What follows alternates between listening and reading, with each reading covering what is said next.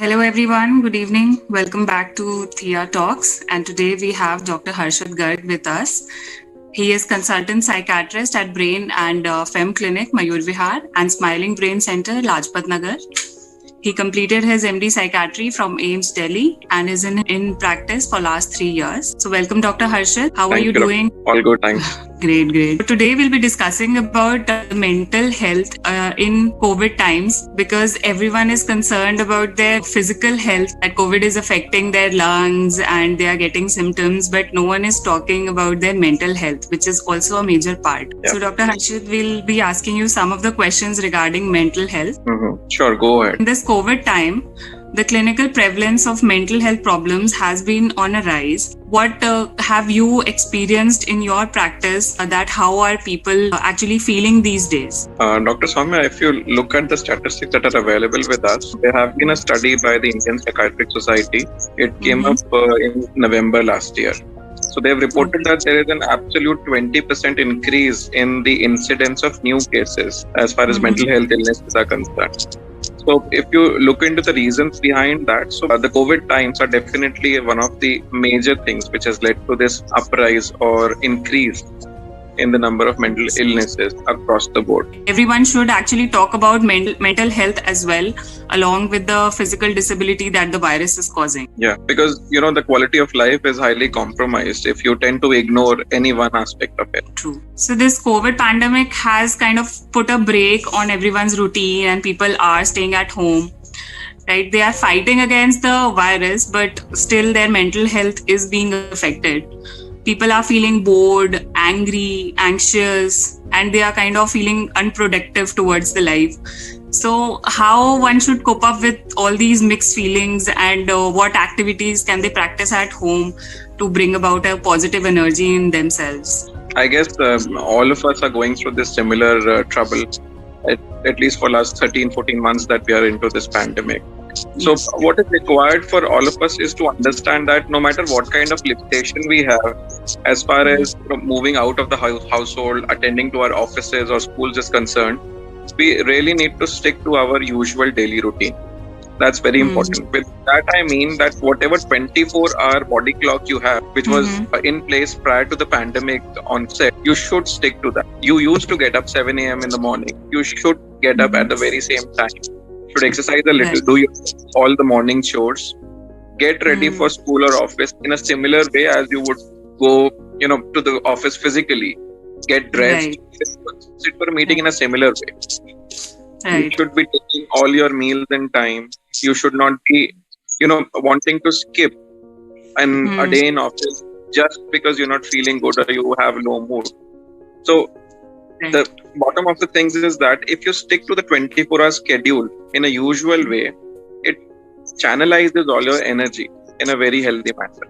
And during that time, you tend to come and connect with a lot of people. So there's a lot of social stimulation that goes hand in hand during that 24-hour cycle. Vis-a-vis, if you tend to become, sluggish, you tend to stick to your bed all the time, you twist your sleeping patterns. Let's say you are, waking up all through the night, watching through Netflix or, all the OTT content, and then you are sleeping all through the day.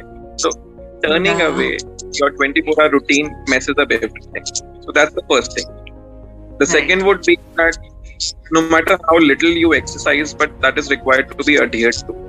I would recommend, as far as the WHO guidelines are concerned, that about 30 minutes of exercise should be done by anybody and everybody, be it within the household or if you have a little outdoor access. Let's say you go to your terrace or a neighborhood park, if that's a possibility. You should do that without fail every other day. The third most important suggestion would be that you should continue to give attention to all your physical health needs as well. Let's say that you have been diabetic, you have been hypertensive, you have had any other comorbid issues. Don't set them aside for a date saying that, the pandemic is on, the hospital OPDs are not attending to patients, that I'll take care of myself later on whenever things reopen.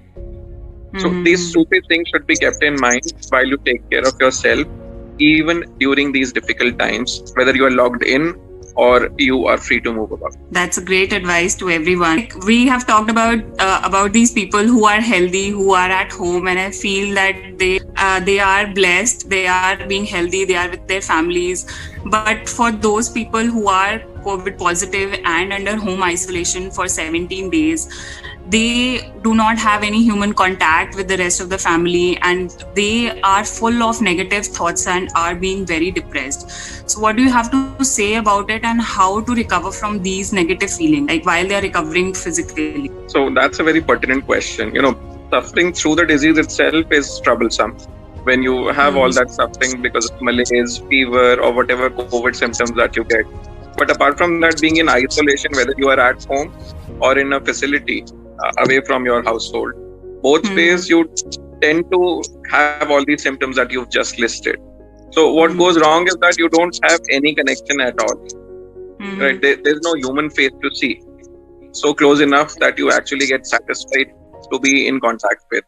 So what is required is, again, as I've already said, for those healthy people around, do not mess with your schedule. That's very important. Try to adhere to that. Secondly, whatever mode of communication you have, be it a mobile phone or a laptop, try to remain connected to whomsoever you have as a family or friend. Make a schedule that you have at least 2 to 3 hours of a conversation with anyone that's accessible. Thirdly, that is required. What is required to be done is that you should sleep adequately, and you should get 6 to 7 hours of nighttime regular one straight nap of sleep. Apart from that, one should take this time as an opportunity to rediscover oneself. You can take up an old hobby that you had forgotten, or let's say develop a new one. It can range from anything like reading books, writing something that you are fond of, sketching, music, dancing. There's a whole list of things that can be done, and one can always continue to reinvent one after the other. There are also technology related helpful things that are there in this current digital world, wherein you can have these chat rooms where you can have group plays, group activities without actually meeting people around. So try to have access to those things. So keep connected, that would be the advice, and keep yourself busy. And if at all that's possible, you are healthy enough to carry on with your professional and academic activities, do adhere to them as well. Everyone is like rediscovering their talent. So many of them have become chefs also these days, watching YouTube videos and making different cuisines for the family. So next, I would like to talk about the mental health of the frontline workers, of the doctors, nurses, and everyone who are working 24/7 to treat these COVID patients. And when they get back home, obviously they have this fear of transmitting the disease to their family. And again, the social media is also full of negative thoughts. The people are questioning the doctors whether they are treating the patients correctly or not. So how to deal with all the stressful environment around the frontline workers? So I would say that witnessing this pandemic as a frontline worker has been, very challenging for all of us in this fraternity. Be it police personnel or the healthcare workers.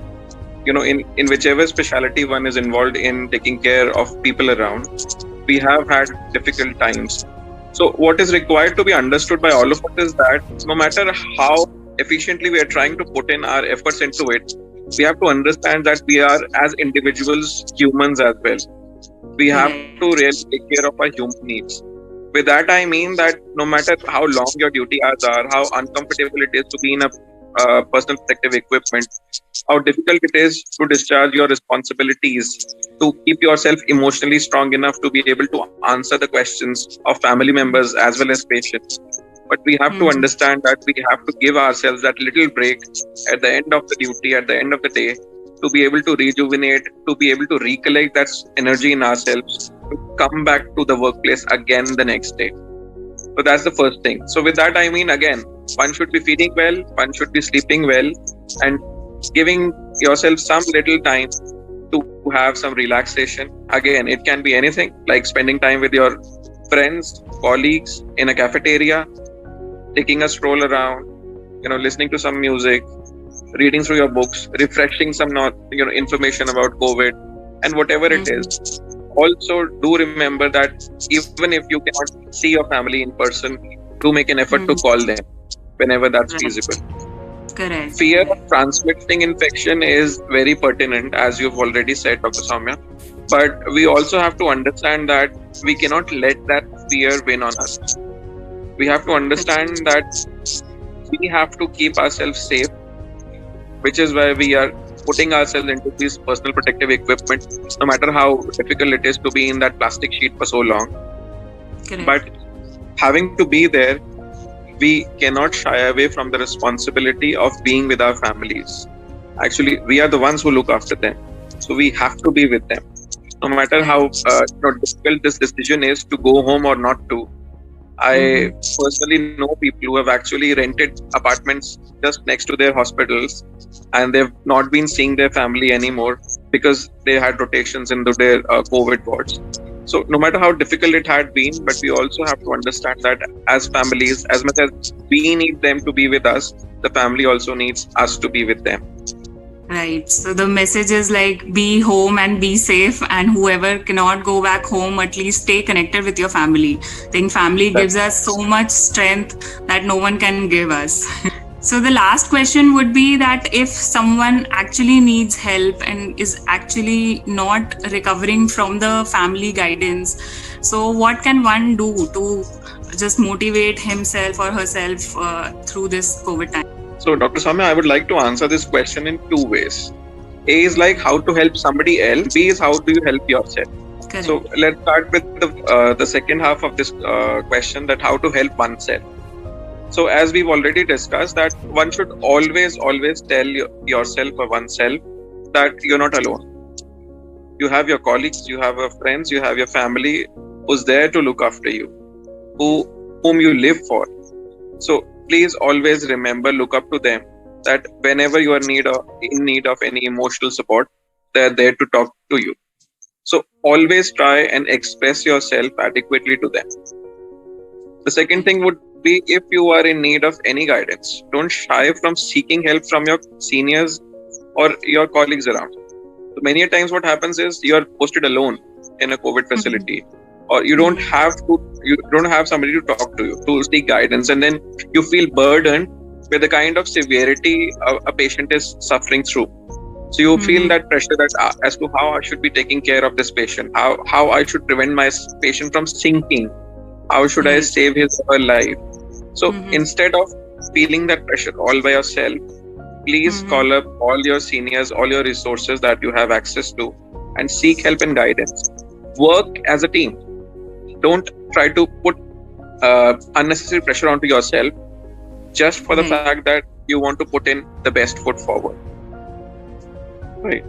And obviously, if these measures seem to be, falling short of helping you around, you always have a mental health expert available to you in whichever facility you are employed with, or obviously in private and government sectors both.